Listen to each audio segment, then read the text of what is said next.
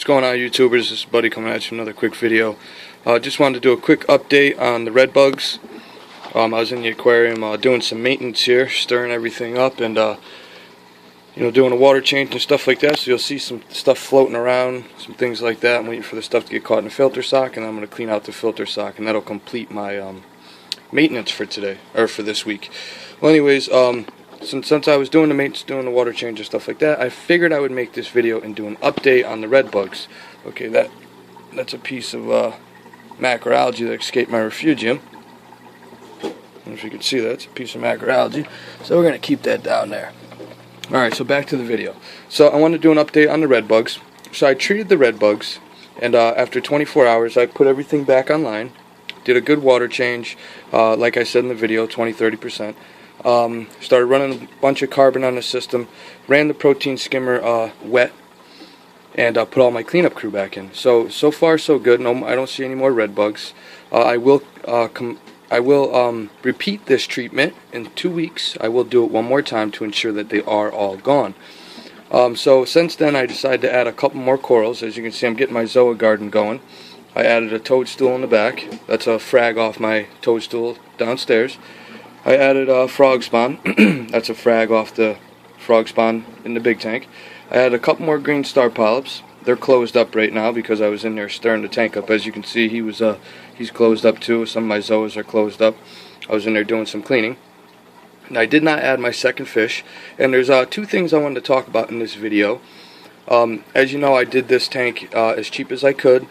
I did it cheap and effective, we'll put it like that. I wanted to show new hobbyists that you can have something fairly nice. Obviously, if you want really nice equipment and a really nice stand and things like that, maybe buying one pre-made might be something you may want to do. I built a fairly nice stand for really cheap. I got a nice LED light for $100. And as you can see, it gives me a real nice shimmer. So I wanted to do the tank really cheap as I could, and show you that you can have a very beautiful reef tank without spending a huge amount of money. Obviously, the bigger you go and the more extravagant you go, the more it's going to cost. But I wanted to just show new hobbyists how to set up a tank, and set up a tank within reason. Obviously, I will continue to upgrade this tank, and I will add other pieces of equipment to this tank. Not something that you need to do. If you didn't want to, you obviously could keep it very simple and basic. So I wanted to show you a very simple way to run carbon and GFO basically a very simple way you could run carbon and GFO and have it be very effective and very cheap. Now, you could simply put it in a hang-on back filter if you wanted to fill up a bag of carbon and GFO mixed. You would want to, if you're going to run GFO and you're not going to run it in a reactor, the idea of running the GFO in a reactor is two reasons. One, you'd want the GFO to tumble so it doesn't clump up. Over time it will clump up. Another reason why you'd run it through a reactor is because it fluidizes the media. Basically, it makes contact. It's the best way for the water to contact the media, and yeah, basically that's it. It ensures full contact with the water full contact with the media. To keep it very simple here, without getting too scientific or getting into a whole long spiel about it. Basically, that's it. It's the best way for the water to make full contact with the media. A hang-on back filter obviously is a way that you could do it, but you'd want to, in my opinion, you'd want to mix the carbon and GFO together so it doesn't clump up over time. So that's how I've always done it. Maybe you can just put it in a bag by itself. Maybe it won't clump up. But I know when I ran it through a reactor before, I did not have, the first time I ever ran it, I didn't have it tumbling correctly. It wasn't really tumbling that well. I didn't know you had to tumble it. This was a few years back, and it did clump up quite well. I had a brick of GFO in my reactor. So since then, I realized that tumbling is very important, obviously, to keep it from clumping. But I personally always mix it with carbon. So when you mix GFO and carbon together, the carbon gets between the GFO and keeps it from clumping up. So when you're mixing the two in a reactor, you wouldn't want it to tumble, because the GFO is much harder than the carbon, and the GFO would grind the carbon to dust. So in that case, if it's mixed with carbon, you do not need to tumble it. You actually don't want to tumble it. you'd actually want to pack it in the reactor fairly tight so it can't tumble, and that'll keep the GFO from clumping together. So basically, long story short, is I'm going to show you a very easy way to run it. If you didn't want to set up a hang-on back filter or something like that, you can simply do a DIY. It's not the best looking thing, but it is a very effective way to run it, and it ensures that the water does make contact with the media and flows through the media. So I'm going to show you my way of doing it. Now my light's off. I actually had to unplug the light. I have to add another power bar. I had to unplug the light to plug in the pump, so I'm going to hit you with a little LED flashlight just to show you. So give me 1 second here, guys. So, long story short, you'll see here, here's my hose. Now it runs down to a pump down there. You can see the pump. It's just a little mag drive. And then it comes up here and it flows. I have the bag stuffed in there. Now you want to make sure the bag's stuffed in there tight. Now this is actually, I have a bunch of these laying around over the years from different pieces of equipment that I bought and that have came with these type of hang-on filters, and then the hose would sit in there, just whatever. But I had a couple of these, and basically I just stuffed a bag of carbon and GFO in here, and now I just have the hose running over it, and then there's holes in the bottom of this container. There's holes in the bottom of this container, and it just drains out the bottom. Now this ensures that the water is making contact with the media, and ensures that it is running through the media correctly. So if you didn't have one of these containers, you could simply take any container, even a 2-liter soda bottle, cut it in half, rinse it out really good, poke a bunch of holes in the bottom of it, and fasten it to the side of your tank. However you want to do that. I'm not a DIY guy. And then hook up a hose to a pump and then run it through here to have the media get fluidized. You can also simply just stick a bag of this in a high flow area of your sump. Me personally, I've never liked doing that because I never felt like it was getting through it correctly. I really want to ensure that the water is flowing through the media.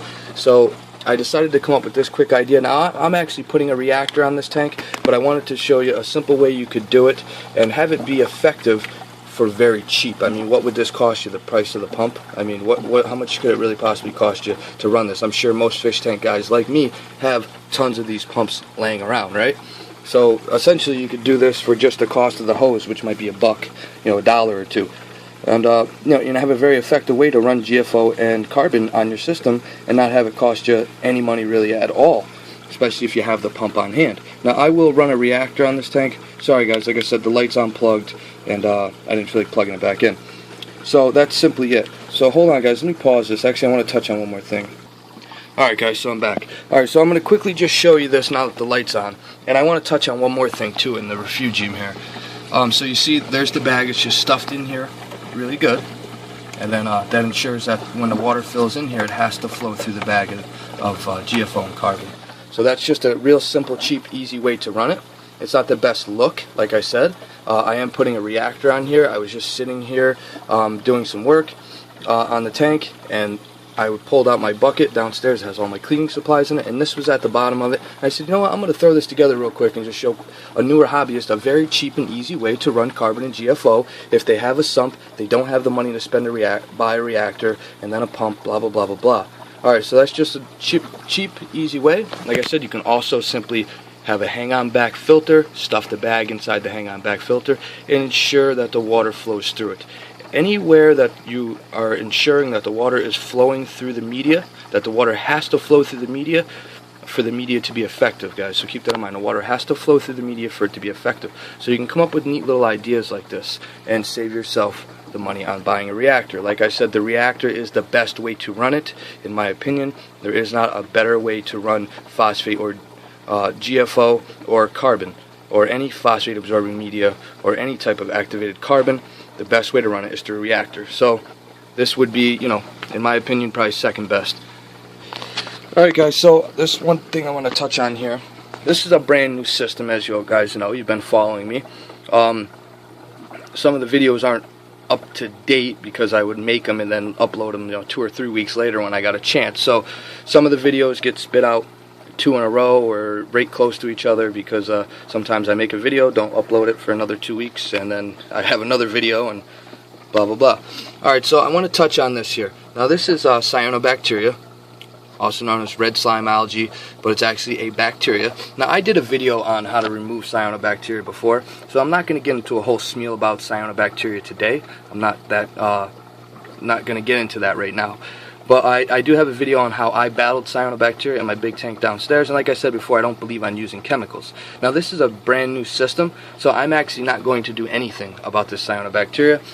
I am 100% positive that this will clear up all on its own. This is something that new tanks do go through. Sometimes they go through a little bit of hair algae, sometimes you get a little bit of cyanobacteria growth. Now, it was actually a little bit worse. It was spreading back there, but it is starting to clear up all on its own. This is just something tanks go through, so if you have a brand new system and you start seeing some cyanobacteria, don't panic right away, guys. Test your levels. Make sure your nitrates and phosphates are in the right parameters.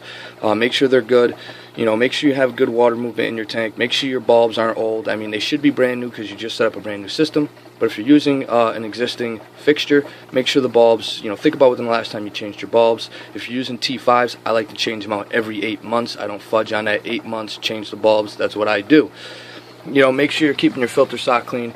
Make sure you're feeding your fish responsibly. Make sure your protein skimmer's dialed in properly.